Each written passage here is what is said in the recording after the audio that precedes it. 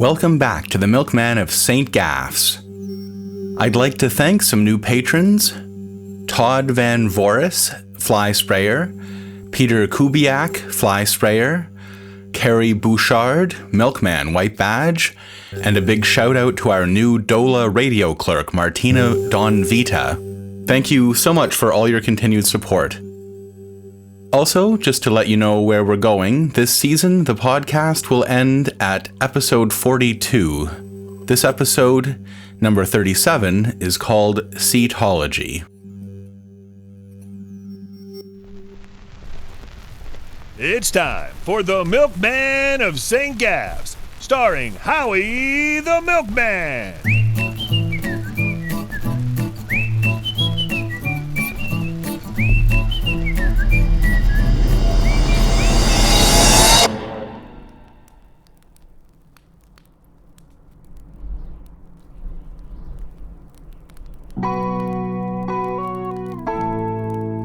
The men hardly ever spoke with me. I never really figured out why. We had a job to do, and I had a key role to play. They told me what I had to do, but that's all they told me. I sat off to the side listening to them joking around with each other. The black, fishy-smelling smoke rose like ugly, crooked fingers, clawing at the Arctic sky. We'd come ashore on rowboats to harvest the oil. The ship sat in the bay, just a black silhouette against the ice and sea. We'd taken down a whale, not a phalaena, mind you, but there was still some value in ordinary whale oil for these men. So we'd cut out long strips of fat from the whale carcass and boiled them in huge iron vats. They threw blubber on the fire to keep it hot and to keep it going, firewood being scarce here. We despaired of ever finding a phalaena. The hopelessness cast a pall over the sailors. Even their laughter sounded small and hollow in the huge, empty landscape. And if ever we did find one, considering the trouble we'd had with this whale, it wasn't certain we'd be able to bring down a much bigger fish. An ordinary phalaena, I heard them say, was easily twice as big as this one. I sat on one of the boxes we'd hauled out, in the cool sunlight, watching the fire. I dozed.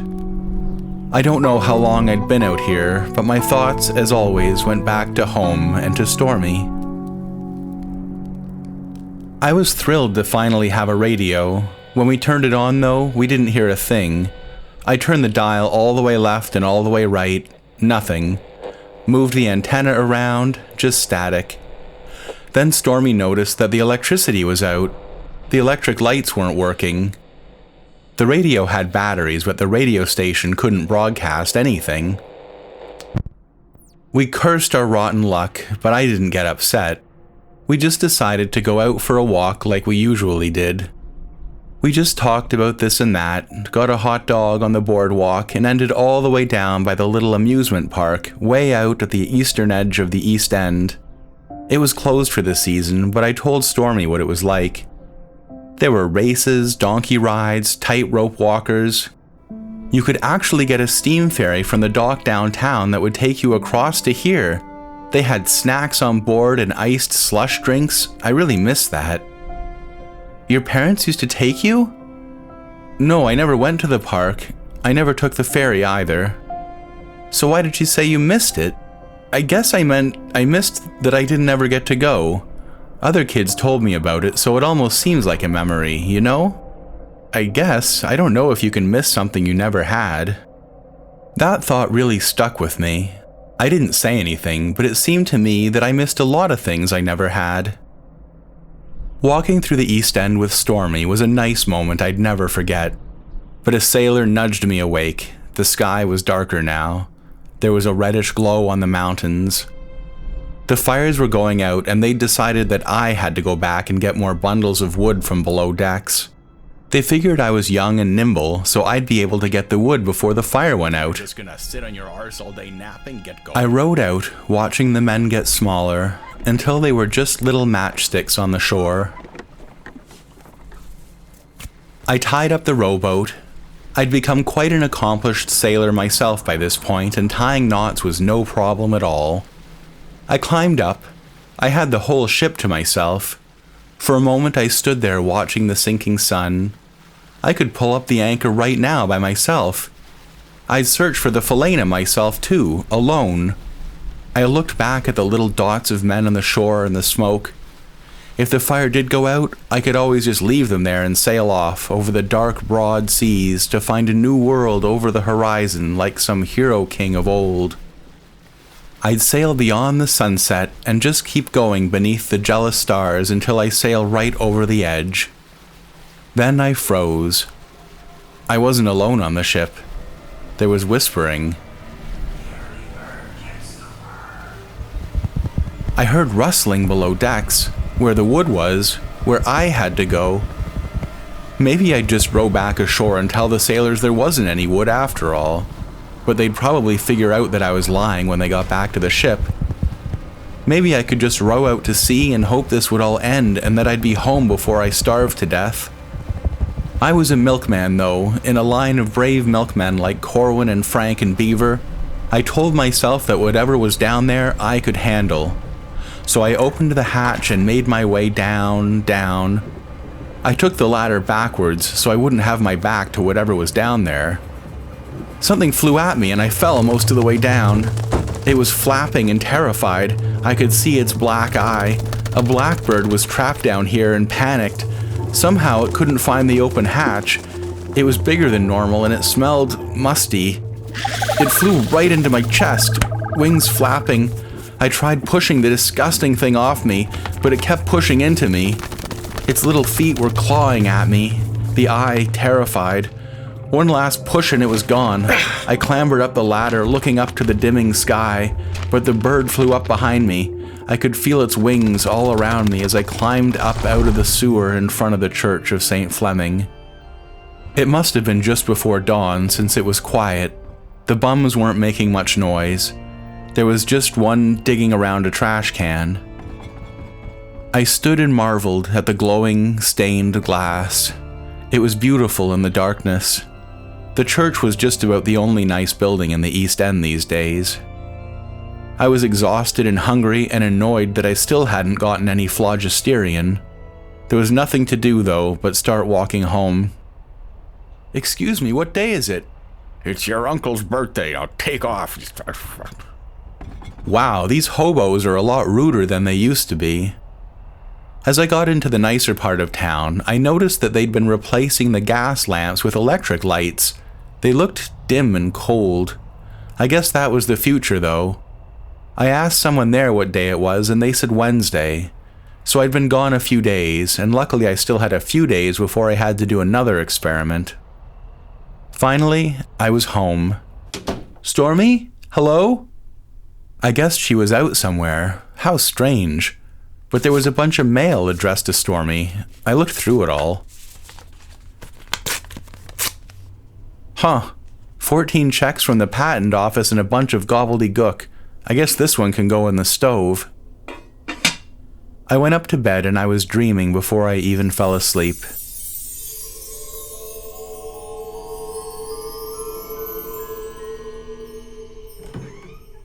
The door opened downstairs.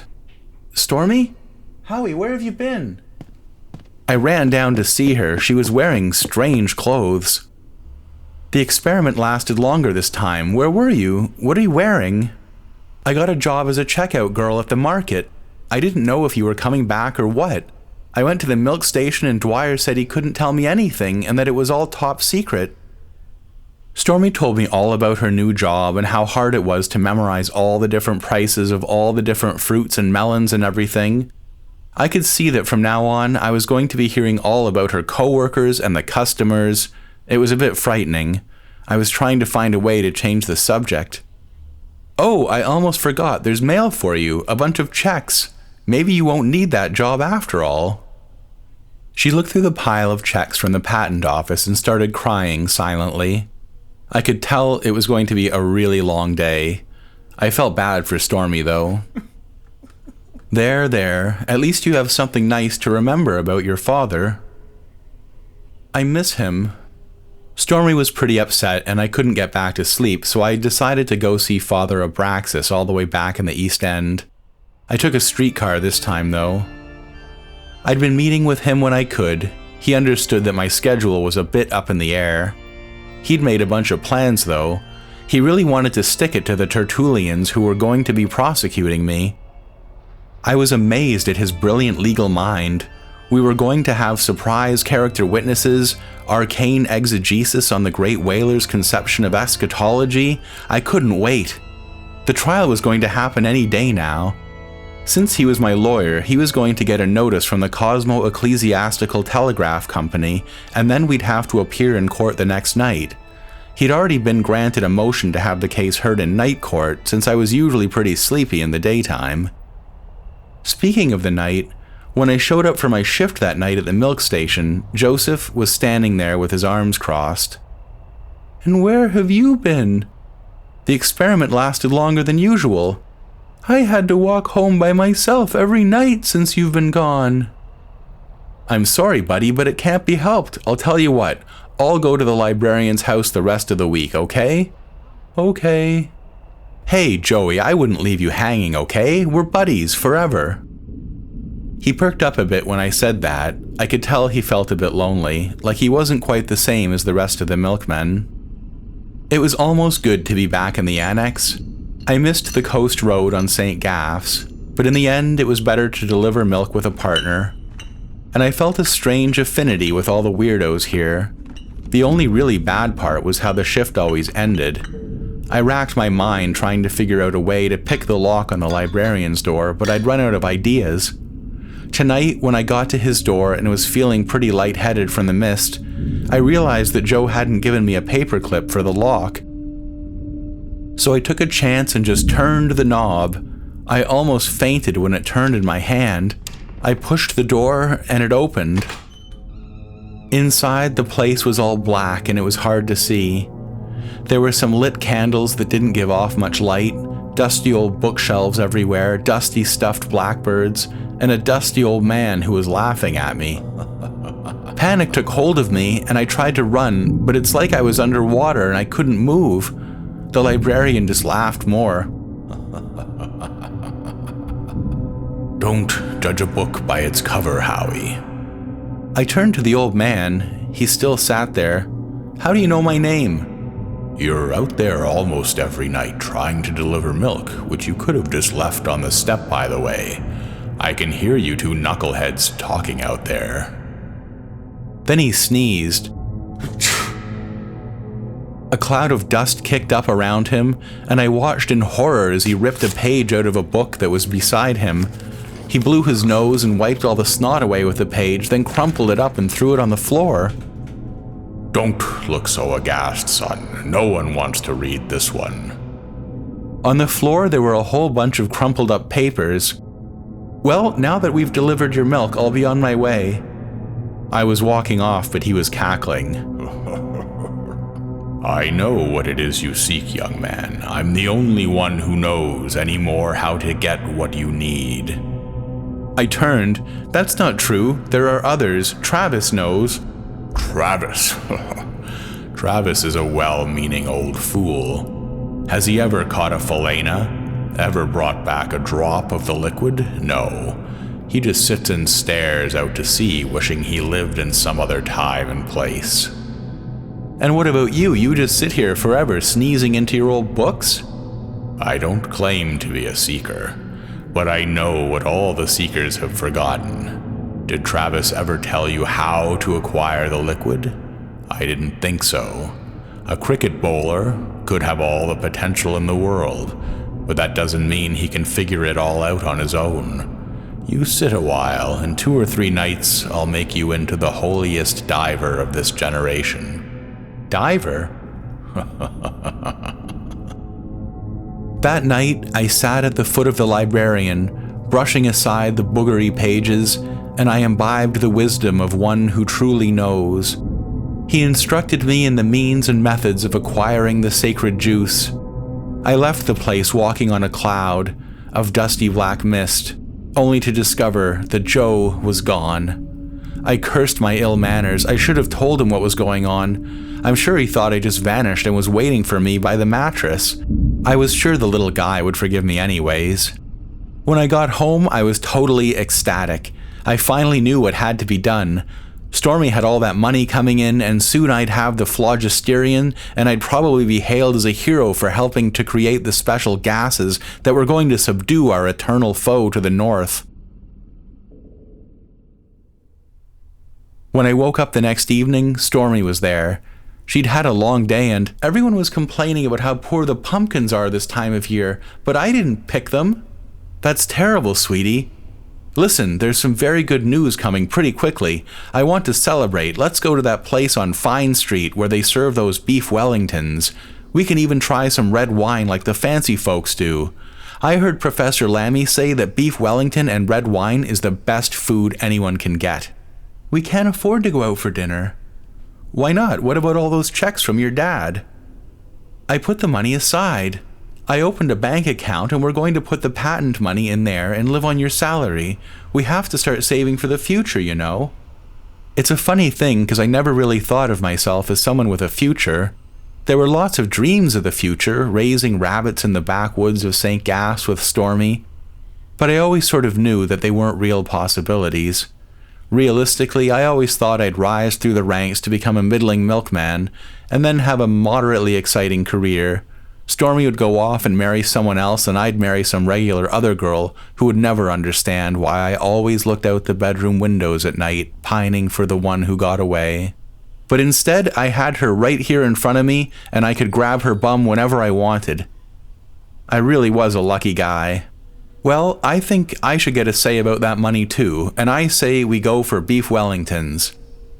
Howie, no, I'm serious. With that money, it's like my dad is still taking care of me. Stormy, I knew your dad almost as well as you did, and believe me, he'd smile at the idea that his girl was using that money to go out and have a great time at a nice restaurant. She thought about this a moment, and I could tell I'd hit a nerve. I just needed one final push. No dishes, you can wear some of those nice clothes you never wear. And just like that, we were ordering ourselves Yorkshire puddings and a second bottle of Southern wine. I knew what to do in a place like this after going to the steakhouse with Lammy a few times, and I could tell Stormy was impressed with all my refinements. Who says a milkman can't have class? We loved having someone serve us dinner.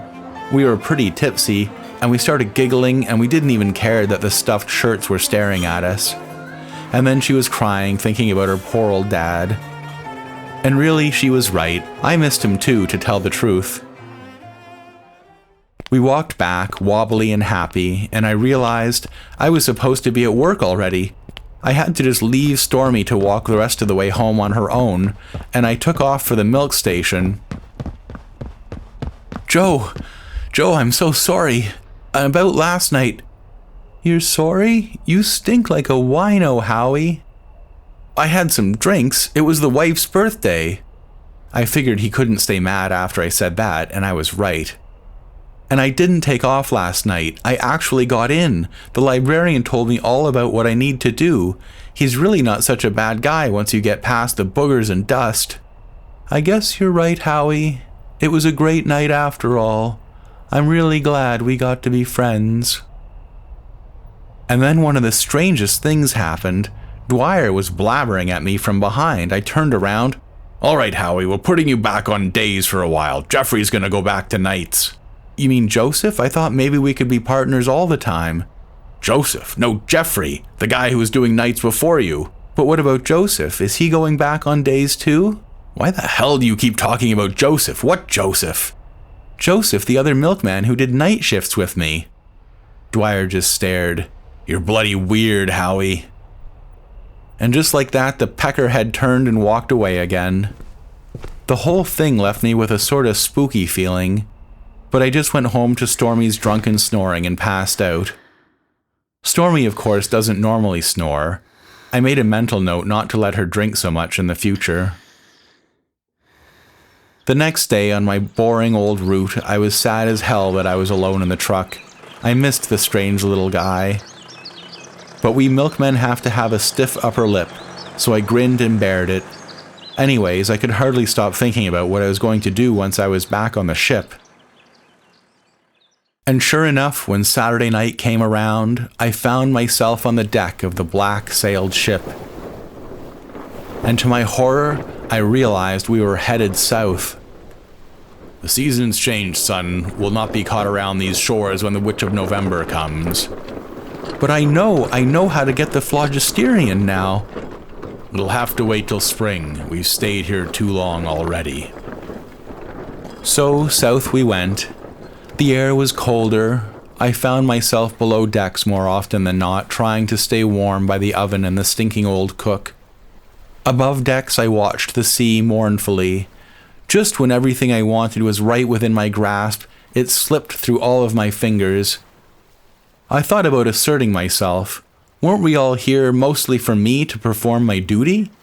I was just screwing up enough courage to face off against our captain when there was a tattletale sound in the rigging. The ship pitched to the port all of a sudden, and cold wind hit us like a bomb. She's come early this year, mates. Waves broke right over the decks, and I had to hold tight to the railing so as not to get pitched into the sea. The witches squall, everyone below. The sailors pulled down the sheets as fast as they could, then struggled to the hatch. I just stood there with my hands gripped on the rail, transfixed by the green glow right alongside the ship. It was snowing now. Howie, get below! But I knew what I had to do. I pulled out my milkman's knife, my milk bottle, took a deep breath, and dove into the stabbing cold water. My skin was burning with the cold and my eyes burned from salt. There were only a few seconds before I'd have to breathe or before my limbs froze up. The sea was lit up with the massive phalaena. It was probably the hardest thing I've ever done in my life, and the great fish was just a blur, but I pushed with everything I had and found the underside. I felt around, like the librarian told me, until I found the inward-facing teat. I plunged my knife into the phalaena's side. There was a horrific cry, but there was also an explosion of white liquid. I gasped a bit and swallowed some of the fishy liquid by accident. I filled my bottle as best I could, put the cap on. The phalaena had pulled me down some. I swam up to the surface and saw for the first time there were two phalaena, one much smaller than the other. The last thing I saw before getting to the top was that big phalaena on her side floating down, the light flickering. The small phalaena followed the big one down on its downward drift.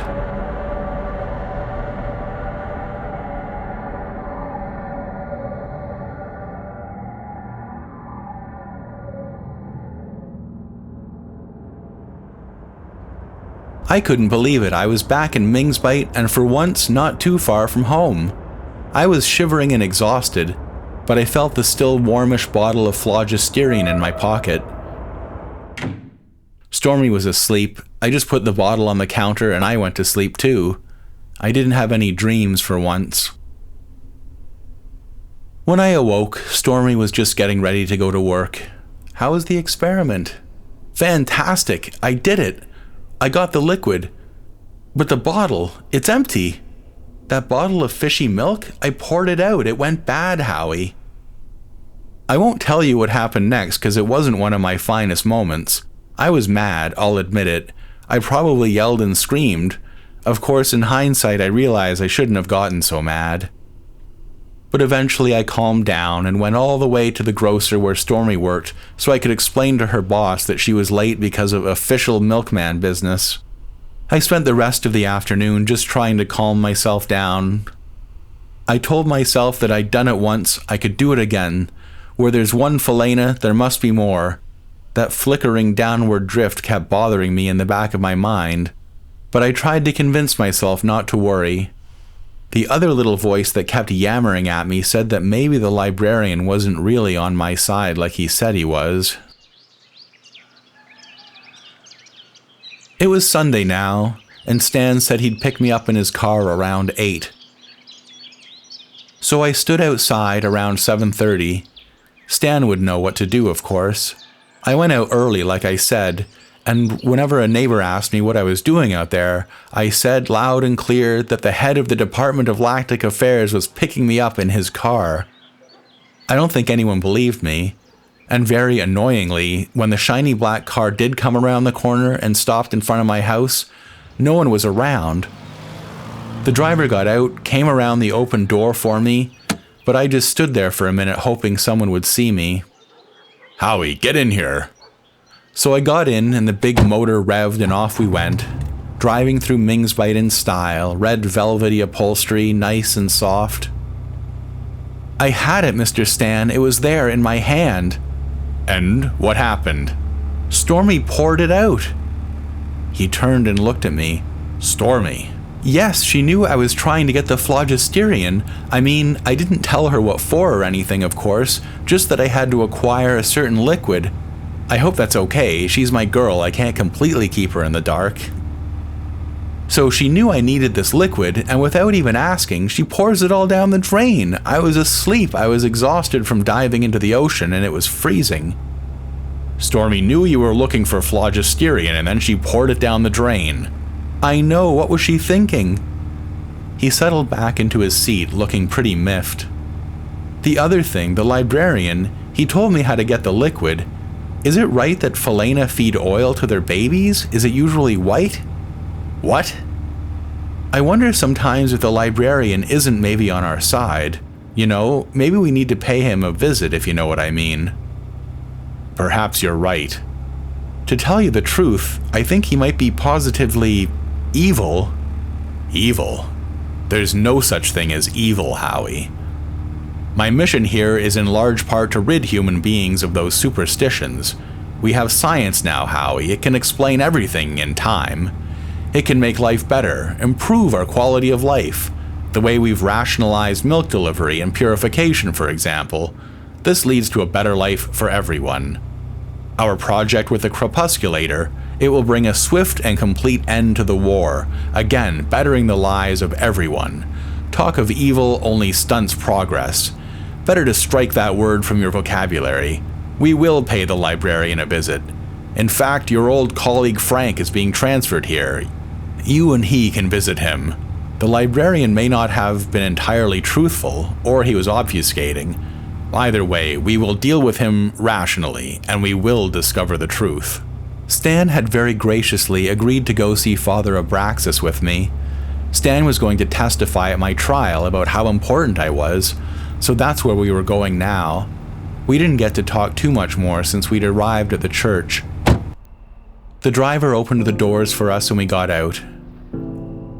But we didn't go in. We just stood outside the Cathedral of St. Fleming, not saying a word. The stained glass windows were dark. The whalebones had all gone out.